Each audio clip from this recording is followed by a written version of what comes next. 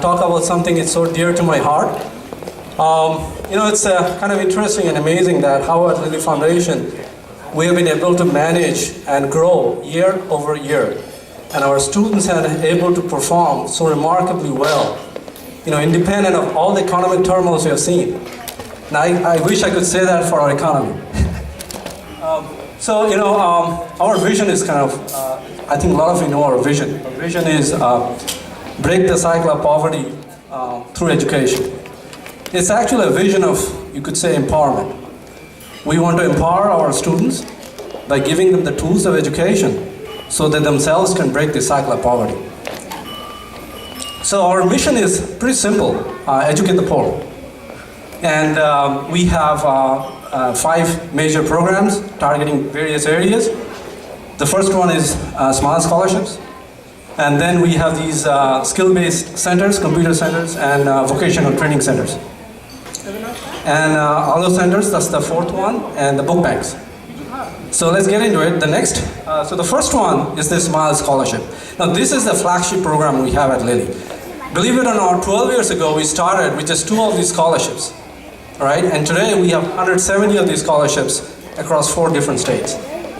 And when you look at the scholarship program, it's kind of amazing what a small award plus a dose of encouragement can create a miracle. And when I say it's a small amount we're giving to the students, the amount we give to the students is actually buy you 2 round-trip cab fares from the airport to the city of Calcutta. And it's amazing, with that little bit of money, the return on investment is so amazing. Here is just 2 of the students here. Bandana Mohanta, her father is a bicycle mechanic earning less than $18 a month. Bandana today is a nurse, working nurse. She got a degree in nursing and is working as a nurse. Then Shourav Chakraborty. Shourav claims from a family of 6 earning $100, less than $100 a month. That's his family income. Shourav stood 3rd in the West Bengal Joint Entrance Exam. He's now working as a doctor. I mean, it's amazing. And then, these are not exceptions. This is the norm. 100% of the Smile Scholars graduate in the 1st division. And here's a snapshot of the students. You see, nursing students. We have a student, Broj Bhushan Mishra. He's studying MSc in Presidency College, which is one of the premier universities in India.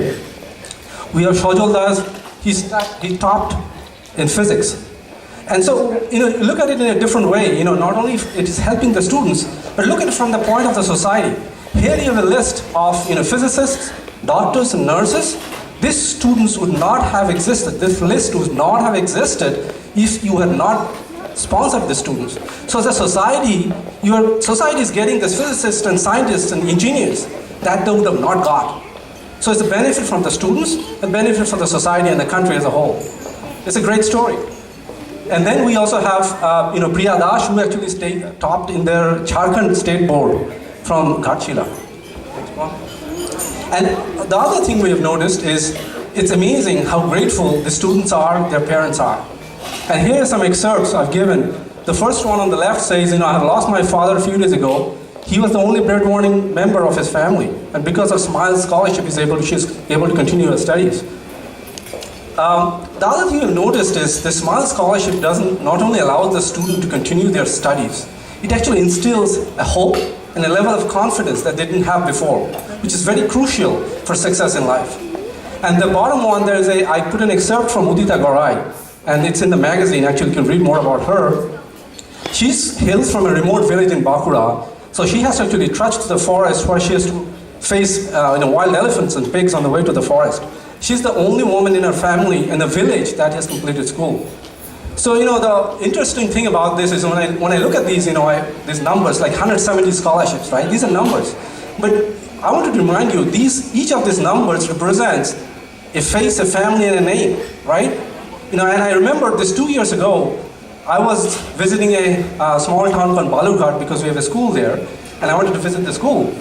And somebody told me there's a Smile Scholar there. So I wanted to visit her, and it so happened her mom actually runs this small shop, which is actually a shack, selling these cookies to the vendors, the local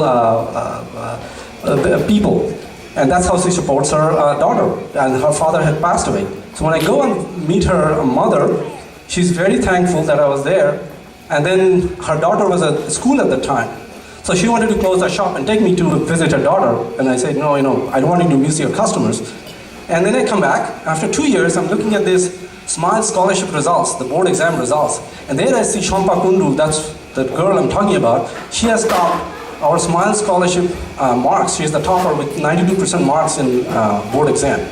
So it kind of puts you in perspective that in each of these scholarships, by participating in this, each of you are actually writing stories. You're creating stories with happy ending. Our next program is this skill-based programs. These are computer centers and vocational centers. The advantage of these programs are, you see the immediate impact of the programs. So the students that are graduating are immediately absorbed either as a job or they can find a business. So immediately see that impact of your support. Go to the next one.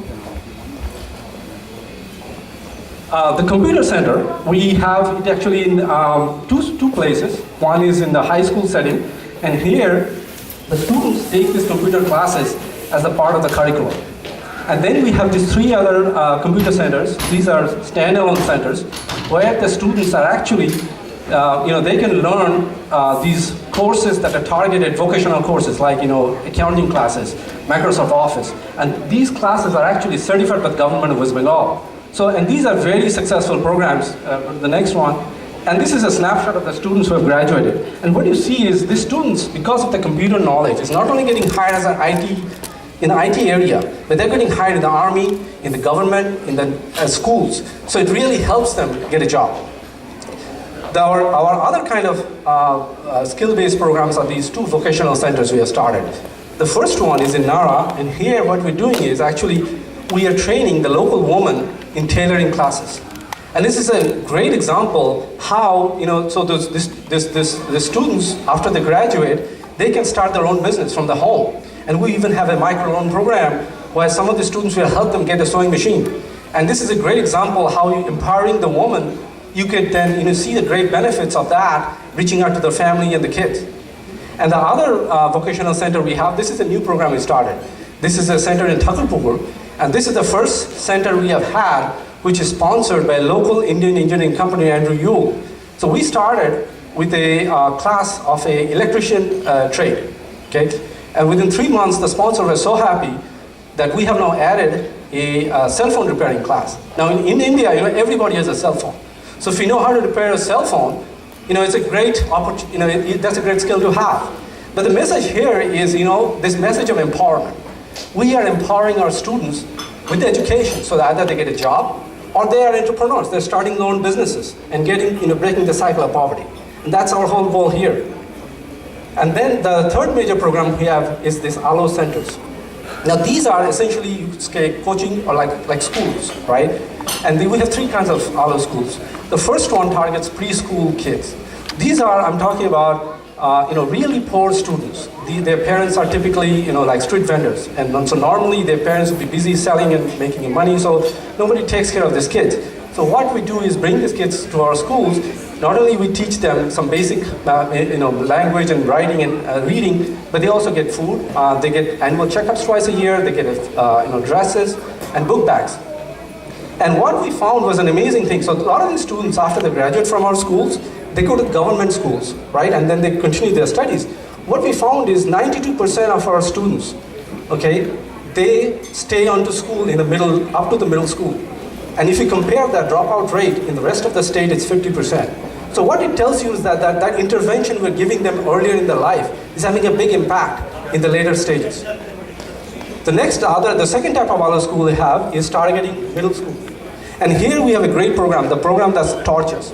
Now what happened is a few years ago, the SMILE scholars we have supported in the past, a lot of them had graduated.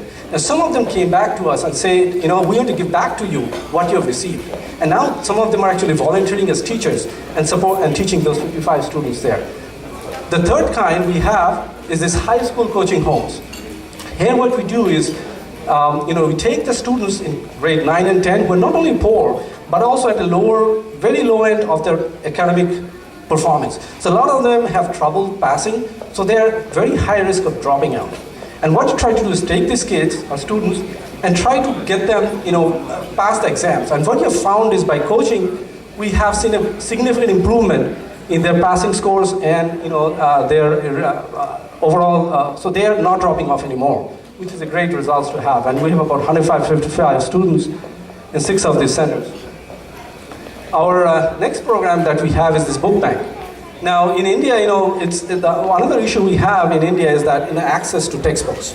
So a lot of our students, what we do in these book banks is give them those textbooks on a loan basis with the return back. The fourth program we have is this healthcare program. Now this is a complementary program, right? Our main focus is education, but we all know students that are hungry and students that are sick cannot really concentrate. So that's why we have this healthcare program. This is purely targeted to supporting, for example, we do this annual checkup of our home students. We also do some emergency healthcare support. Also, because a lot of our centers are in remote parts of India, what we do is organize this public med camps. So like eye checkup, we are planning to do a blood donation in Ghatshila. And then in addition to all these things, we also have a variety of miscellaneous activities and other kinds of activities. So for example, one great thing we had a couple of months ago, we did a solar lamp distribution. In a lot of villages in India, there's no electricity. So how do the students read their books or write in this darkness? So the solar lamps are great things to have.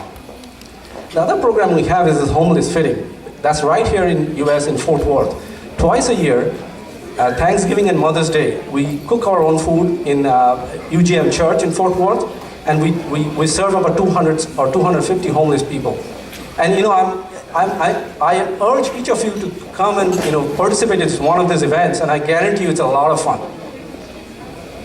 So if you look at the Lily Network, we have a set of multidisciplinary regional centers. There are 3 of them in Dhulai, Hijoldia, and Ghatshila, supporting 1,600 students.